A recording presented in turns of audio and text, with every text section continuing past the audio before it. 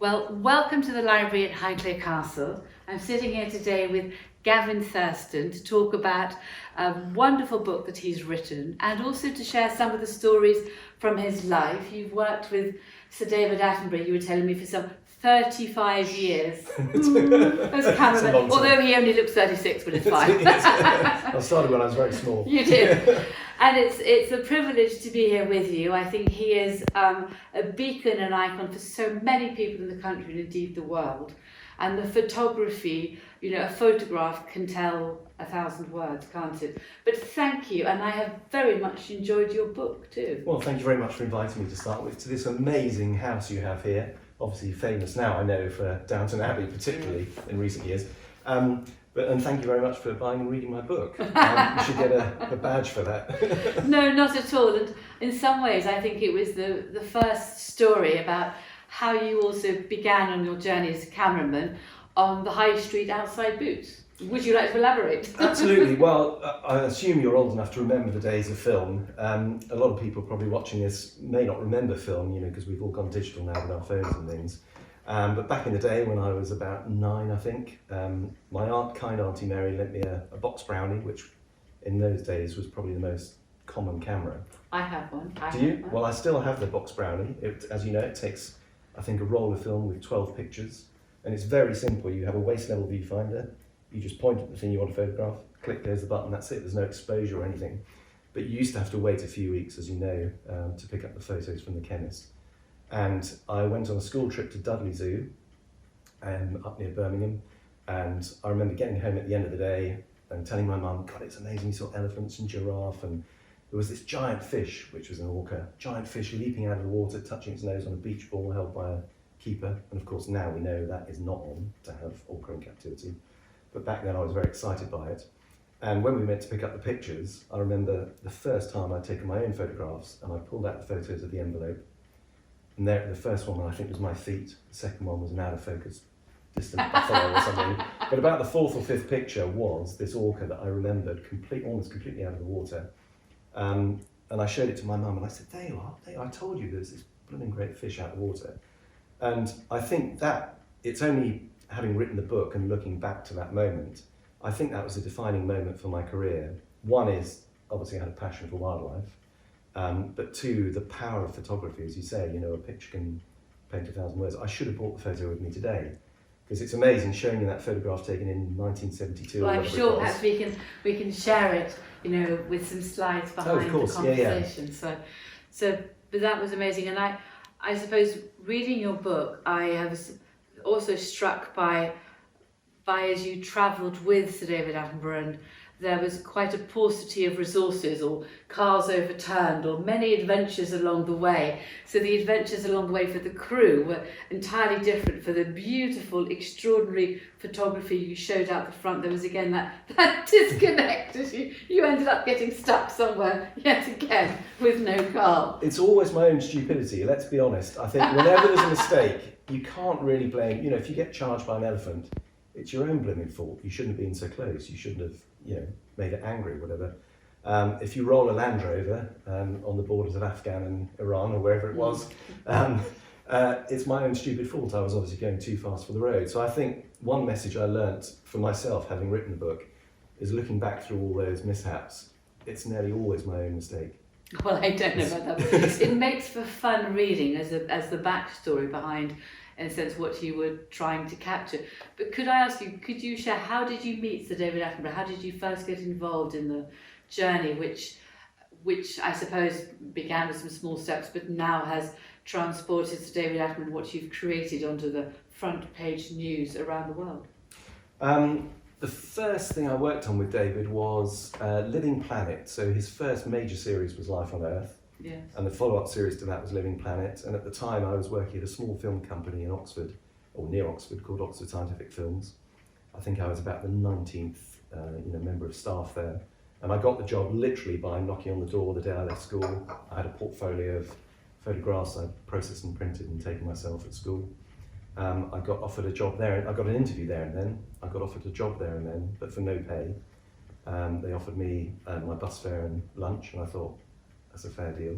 I actually ended up staying there 4 years, but one of the projects they worked on was living planet, and I was basically just a floor sweeper and tea maker at that stage, but I helped make a model of the ocean floor. So as part of one of the programs, they wanted to travel from the deepest part of the ocean, the Marianas Trench, up to the Hawaiian Ridge, and David was going to be in this virtual submersible. So to film it, obviously back then you couldn't film it for real, so we built this model in the set. And so that was the first time I worked on it. And if you look in the Living Planet making of book, there's a picture of me with hair, I think in shorts, with a dustpan full of sort of dust, tipping it down the set to sort of replicate an underwater landslide or something. So that was the first project I worked on. Not that I met him then. I then actually met him working on The First Eden, which was another one of his wildlife series about the natural history of the Mediterranean. But he's an extraordinary man. He doesn't really seem to have changed much. That was, as I say, 35 years ago. But I remember the first time, I think one of the first times I met him face to face on my own was for the launch of the Living Eden series. There was a big press launch in London, and then he said, "Oh, we'll have a party back at my house." So we had time between the press launch and the party, and a lot of people went off around London. I thought, well, I'll just walk out to Richmond. It was a couple of miles walk, 2-3 miles walk. I thought I'd just take it as a walk. So I arrived at his house early, and I knocked on the door, and David himself answered the door, and there was me sort of feeling quite nervous. He had one sock hanging off, his shirt was slightly unbuttoned, his hair all over the place. And I said, "Oh, hello, Sir David, I'm Gavin, I worked on The First." And he said, "Oh yes." He said, "Good God, what time is it?" I said, "Oh, I'm a bit early." He said, "Oh, come in. And he sort of tucked his shirt in, and basically I helped him get ready for the party. We got some beers out the fridge, and we cracked a beer each, and we're sharing a beer, and I helped lay the tables and stuff. But he was very welcoming. He was very, he made me feel very at ease. And I think he does the same for anybody, actually.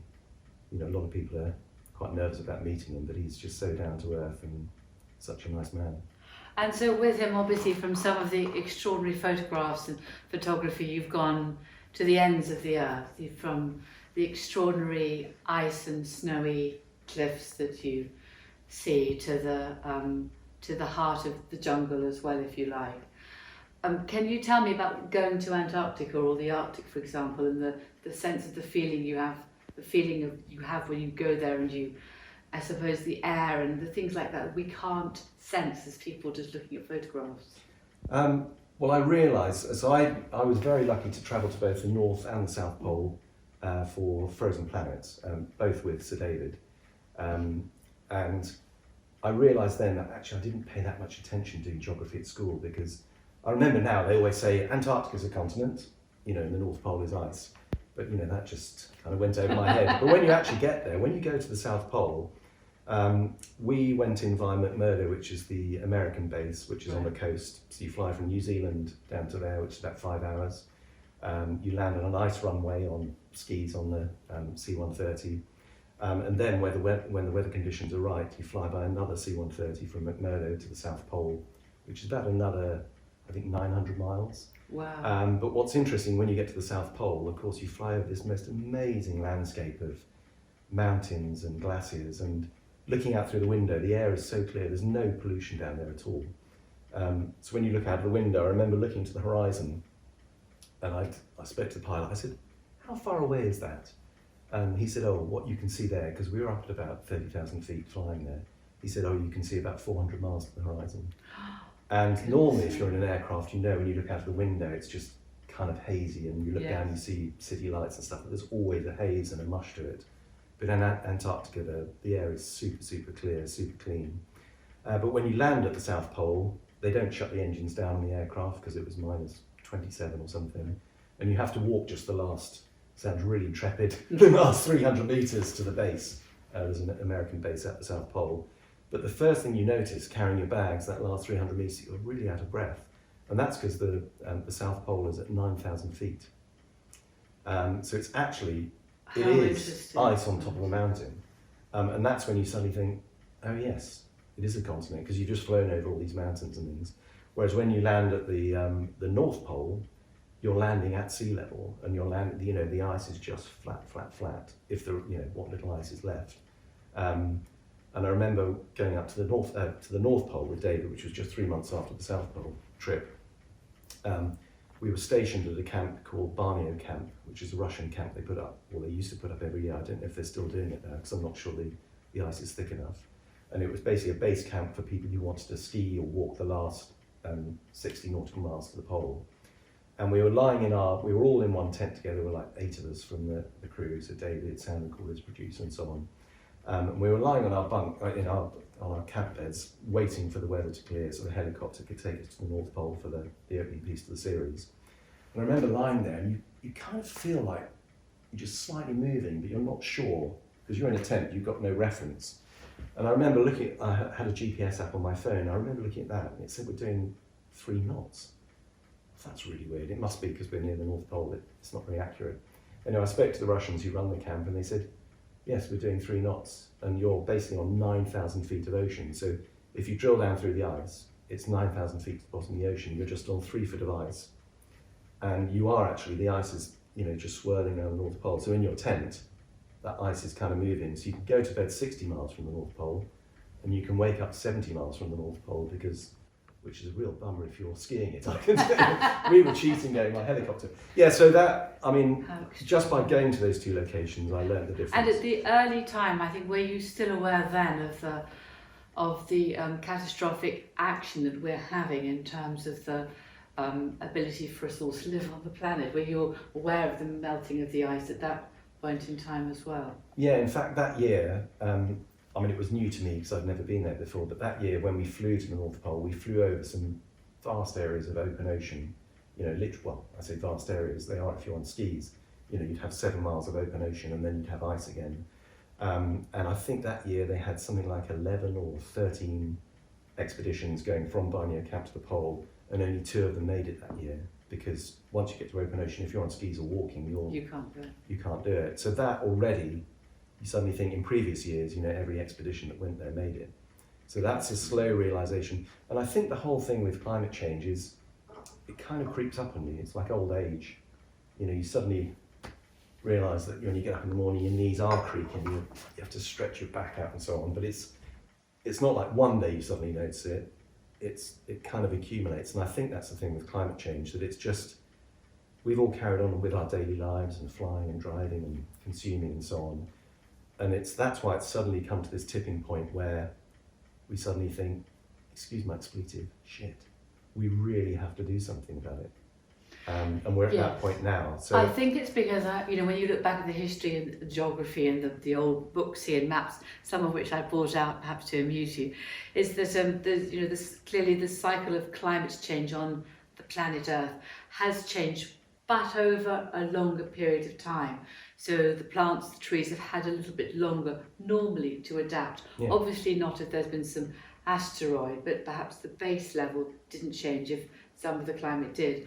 Whereas the pollution levels and what we have put into the planet, out into the air, have caused a much faster accelerated enormously, which the trees and everything else cannot keep up with because they don't change that quickly. Yeah. So I think it's some of those things like that which I'm certainly aware of. All the gardeners always complain here about things changing or not changing, but undoubtedly, we're conscious as we plant trees that perhaps the beech are not going to do so well because their roots do not go down, and in the winds and the rain and the more erratic, strong weather we're getting, they are likely to come down, etc. But it is extraordinary what we've done. And I saw a beautiful photograph during lockdown. It was from somewhere in Pakistan. It was looking towards Mount Everest in the Himalayas. And it was so clear. They did a photograph beforehand and after it. And the difference was so astounding. And I hoped that many people saw that, because it's only by changing in little ways everything we do every day that we can actually make a better world for the planet. We seem to think it's our planet, and it's not really, is it? Well, we're on it for such a short length of time, and we have children, and hopefully they'll have children and so on. There are other species we share the planet with, so although we might be all right, we've got to think of the next. It's a bit like you were saying the other day when I came to meet you for the first time, and you were talking about this magnificent house you live in, and you said that basically you're kind of just caretakers for it until the next generation. yes, you might own it, but basically you're looking after it for the next generation. I think it's a great metaphor, actually, this house and some of the other stately homes and the parks that are around them, because we are just here tenants, life tenants, which is the word used in George Herbert's poetry, who I adore, and it's just we are life tenants for our time and passing it on in hopefully as good or better condition to the next generation and so on down the line. And that's why this is so beautiful, because the trees that were planted here. So now what persuaded you that you should write a book? Because they're quite a lot of hard work as an author. It's in a while, as you know, it's a lot of hard work. I suppose I've been very lucky that I've had so many just weird and amazing experiences around the planet because of my job. Not because I'm interesting, but because because I had a skill as a cameraman, and that opened loads of doors and took me around the world. And inevitably you come home and you bore your friends and your family with stories at dinner parties and things.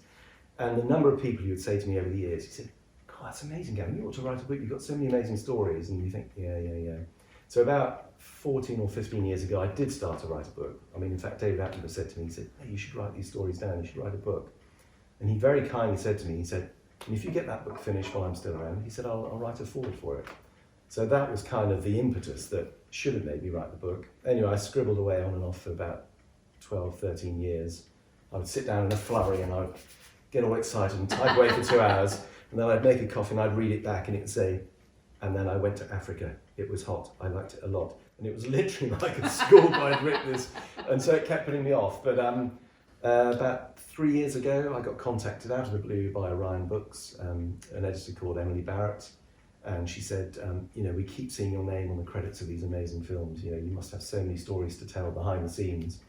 Have you ever thought about writing a book? And I said, well, actually, yes. I have. But I was useless at it. But with her guidance and them taking me on as a publisher, that was the impetus to. And also, you know what it's like. Once you sign that publisher deal, you're committed to writing. Yes. That's what David said to me. He said, get a publisher, get a book deal. He said, once you sign that line, on the line, he said, you have to deliver it. Yes.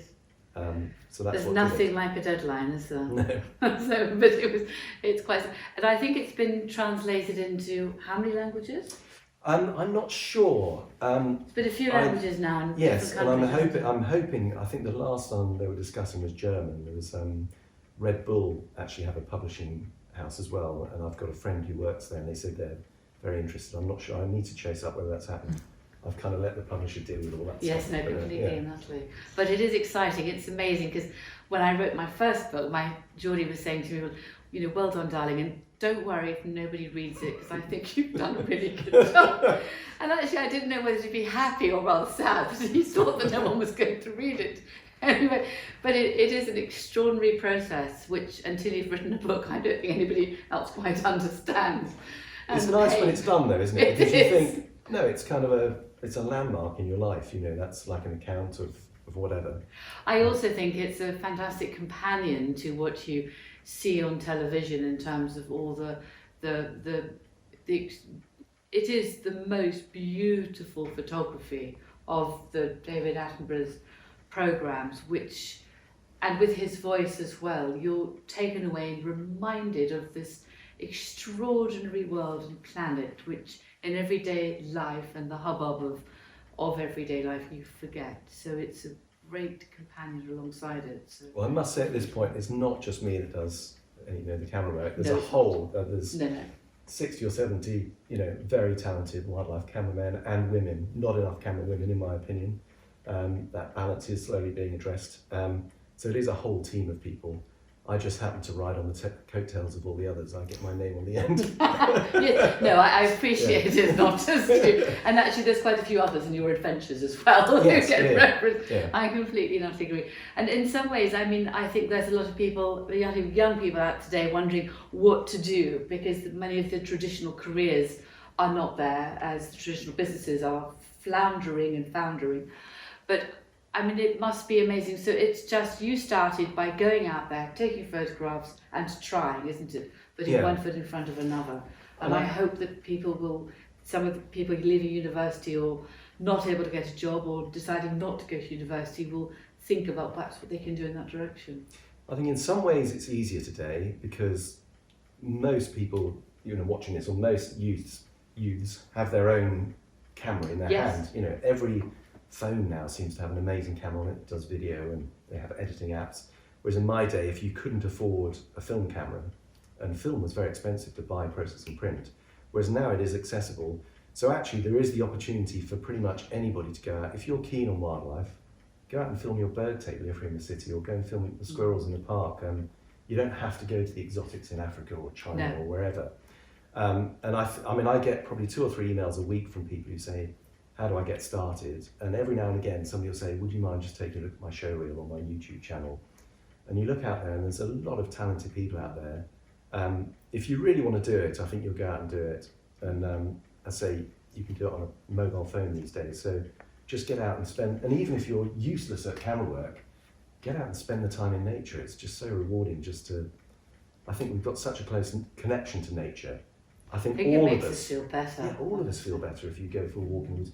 How many people in the city, you know, when they break for lunch in a busy city, will actually, rather than sit at their desk with a sandwich, they'll go and sit in the park. Well, I used to actually. Yeah. But yes, but you I choose used to do love that. it, and I used to sit under some of the great oak trees in Windsor Great Park. I was, Yeah. as an auditor, sometimes I was auditing, working for my accountancy firm in the environs of that, and Yeah. just sitting under an oak tree, it was just extraordinary. But that's a choice, isn't it? It is Yeah. a choice, and I was very lucky as my parents also enjoyed nature and knew lots of the bird songs and things like that, which help. But we can all go out there and learn. And I've downloaded an app with bird songs to try and remember. Is it iBird? I don't know. There's quite a few, but that's one I've got. And if It's I'm not very sure, I good. can play it on there. I can cheat. Which is it's like really a good. reference book. Yeah. It is very useful, isn't it? Yeah. But I know there's Cat. We put out on Facebook, didn't we? Quite to our Facebook followers that we had lucky enough to have Gavin here today, and quite a few of them had some rather good questions. So, Kat, could you be so kind as to ask Gavin a few questions? Yes, so we had quite a few questions on Facebook. The most popular by far is kind of when was there ever a moment when an animal got too close and a close encounter or something like that? You mentioned a Persian leopard in your book, but has there been anything in your career where you thought, oh gosh, we're in trouble? Yeah, no, it's a great question, and it is one of the exciting things about filming wildlife is there's always the chance of that close encounter, as long as you come out alive from it. I was filming in Kenya once, and it was a program about animals' proximity to humans.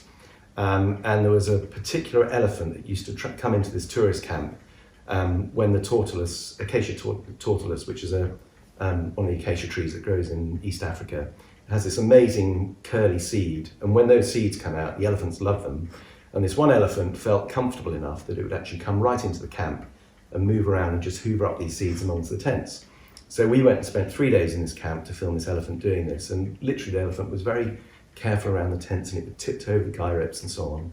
And I got this lovely shot of this elephant pushing between 2 of the safari tents, and literally it kind of almost squeezed in, but its skin brushed against the canvas as it went through, and it made this amazing sound. It got really rough skin, and I remember thinking, to go with that shot, I must get the sound. And of course, there's a lot of Foley work that goes in wildlife films to get the right sound, but I thought what I'll do is I'll just go to the edge of the camp, and I'll just get a close sound of my hand rubbing over the canvas, so they've got something for reference. Anyway, so I had the headphones on, I walked out of camp, I went around the edge of camp. This was a few hours after the elephant had gone. And as I was coming around the edge of the camp, I was fiddling with the dials, and out of the corner of my eye, I just saw this grey thing rushing towards me. And I looked up, and it was this elephant coming flat out at me with its ears out and going, and kind of trumpeted. And it was so close, I mean, it was as close as the end of the sofa. There was no point in trying to run or anything. And I literally just very sort of quietly said, sorry. And this elephant, like this, and just kind of rumbled and put its ears down and just backed off again. And I think most animals, most wildlife is not malicious. It's not out to deliberately do you harm. That elephant, I made it jump and it made me jump. And he was basically just saying, I'm here, stop coming, stop coming. It did make me, yeah. That was a heart-turning moment, yes, for sure. yes. And you were a very good elephant too. I was very impressed by that. And we've had a few questions about the locations of your filming. So where was the most challenging location to film in terms of geography or getting somewhere? I think I do struggle with the cold. I mean, if you've got all the right gear, then actually you can deal with the cold. But being a cameraman, you're dealing with a camera with loads of buttons on. So while the producer's got great big gloves and mittens on and so on, and saying it's not too bad, is it? I've got to take the mittens off to be able to push those fiddly little buttons on the camera. And also, if you've got your hand on the lens, and you need to be able to have that tactile feel of the lens, but the lens is metal, the pan handle of the tripod is metal, and those are like heat sinks. So I found that my hands always suffer. And when I went to Antarctica, I think I had 17 different pairs of gloves, you know, from silk liners through to woolen ones to mittens and all sorts. And there's another cameraman, Mark Smith, who had 29 pairs of gloves. And between us, none of us could ever get the right combination to keep your hands warm. So yeah, Antarctica was pretty challenging, along with the altitude as well, and then wind chill and all the other things. But yeah, the cold is a challenging place. And probably the next most common question is, obviously your book spans many continents and many countries and you've travelled all over the world, but is there still one place on your bucket list to either visit as a tourist, as a guest, or to film? Is there one place that you still would love to go to? I've never been one for bucket lists. I've never really, believe it or not, I don't see myself as ambitious on having this list of things I want to do. I think one thing that's come out of COVID, which has been quite positive for me, is seeing what's on my own doorstep and seeing what we have in England, and coming here and seeing the gardens and the trees. And there's something, I think, I haven't seen enough of England, and actually I can reduce my carbon footprint in terms of flying, well, not reduce it, but limit it if I just explore my own country. So I think that's what I'll be looking to do more of over the next decade or so. And fun enough, we've had many more British visitors this summer, which has been lovely, and from locally, from people who live within 10 miles who haven't seen us before. And the main thing I've noticed is they're cute because they're British, unlike the Americans. But it has been really, really lovely, and we've had the most lovely emails appreciating a wonderful green space here. Fantastic. And we also had several fans of the book who were commenting on how it's a very expressive book, and there are lots of laugh out loud moments. I mean, Lady Carnarvon and I were discussing George and his rabbits, filming the rabbits incident. What's the funniest or your most favourite moment that isn't maybe captured on camera or isn't even off the wildlife that you kind of experienced in your career? Oh, that's caught me off guard. Probably the funniest moments I can't actually tell you. There was another George incident which I had to leave out of the book at his request, which was funnier. Might have to come back to that. Off the top of my head. Oh. No, listen, I think humour in times of stress here, humour is always the medicine we turn to, if you like, and it gets us out. But many of our, what goes on here, we also can't repeat, yes. Actually. It makes us look too childish sometimes, I think, but it is a really good way out of challenging situations. Well, I think one of the nice things about working with David Attenborough, he's got an amazing sense of humour. He's got a great, he can recall all sorts of stories and so on. He's a great storyteller. And I think when you're working with somebody who's so respected globally and so learned and wise and all the rest of it, the fact that he loves a good laugh, you know, he loves a good joke and a good story. And I think that's great. We mustn't take life too seriously. I think, don't ever forget that humour is so important. It is really important, and raconteurs are simply wonderful, aren't they? And what do you think about David Attenborough joining Instagram recently for your latest project? Well, I don't think it was David's idea to join Instagram, but you know, in his latter years, he's definitely trying to get the message out there that we need to change how we behave on this planet, you know, to try and undo some of the damage we've done, or at least stop doing the damage. And he realised that Instagram was one of the best ways of doing that. You know, it's a massive outreach. What did he get to 1 million followers in 3 or 4 hours or something? Even beat Jennifer Aniston. He didn't even know who Jennifer Aniston was, so that's how humble he is. Well, when I looked, I think he got to sort of 3 million in a very short space of time. Yeah. And I'm sure it's spiralling upwards, because that was a little bit of time ago when I received an email there from Instagram. So, but may that prove very beneficial for all that he's trying to do. Yeah. And I'm sure you know, I'd like to take this time to mention it. I've just been working on this film with him for the last 2.5 years, which is out now, and in fact it goes on to Netflix on the 4th of October. It's called David Attenborough, A Life on Our Planet, and it's a story about his life, but it's also a story in his observations of how the planet was when he was first born and growing up, how we've kind of changed it, but also how we can right some of those wrongs. And it's a very powerful film. So if you're a fan of David, definitely get to see that film. Well, I hope everybody will watch it.